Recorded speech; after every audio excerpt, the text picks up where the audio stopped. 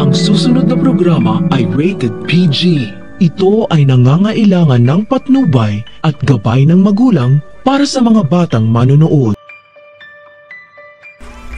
Ang buong akala ni Zoe hindi mabubuking ang ginawa niyang pagtulak kay Lolo Pepe dahil walang ibang tao malapit sa tulay kaya walang witness na magdidiin sa kanya.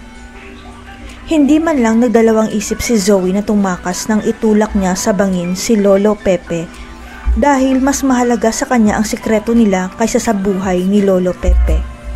Hindi makapaniwala si Zoe na tratraidorin pala siya ni Lolo Pepe dahil ang akala niya hindi magsusumbong si Lolo Pepe kay Giselle at Doc Archie kapalit ang pagpapatakas sa kanya.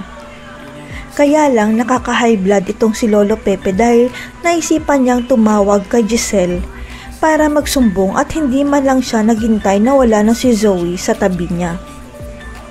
Si Lolo Pepe mismo ang nagpahamak sa sarili niya dahil inaway niya si Zoe habang tumatakas pa sila at hindi niya naisip na nakuha na niya sana ang tiwala ni Zoe. Nagawa ni Zoe na traidorin ang mami niya para maitakas lang si Lolo Pepe dahil sa awa niya tapos traidorin rin pala siya ni Lolo Pepe, yun ang hindi niya matanggap. Tanging si Doc Carlos at Moira ang nakakaalam ng ginawang krimen ni Zoe at gagawin nila ang lahat-lahat para hindi mabisto ang anak nila sa pagtulak kay Lolo Pepe. Hanggang sa makatanggap ng tawag si Zoe na nakaligtas si Lolo Pepe dahil may nakakita ng katawan niya sa ilalim ng tulay at tiyempong napadaan si Annalyn sa nasabing tulay.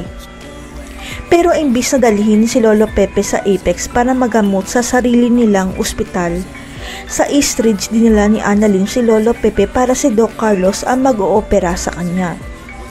Sa kasamaang palad, makokomatos rin si Lolo Pepe katulad ng nangyari kay Doc RJ at wala pang kasiguraduhan kung kailan magigising si Lolo Pepe para maibunyag ang katotohanan. Kaya habang nagpapagaling si Lolo Pepe sa ospital, mag-iimbestiga ang mga pulis at si Annalyn at babalikan niya ang lugar kung saan nakita ang katawan ni Lolo Pepe.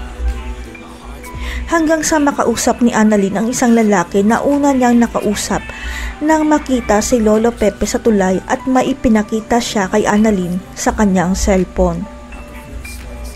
Tumigil ang mundo ni Annalyn nang makita niya si Zoe pala ang tumulak kay Lolo Pepe at ngayon hindi na makakapag-deny si Zoe dahil hawak na ni Annalyn ang ebidensya.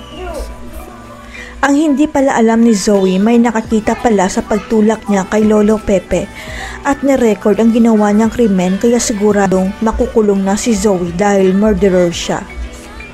Makukulong na kaya si Zoe dahil may witness at ebidensya sa ginawa niya kay Lolo Pepe? Masabi niya kaya ni Lolo Pepe ang katotohanan o magkakaroon siya ng amnesia? Abangan.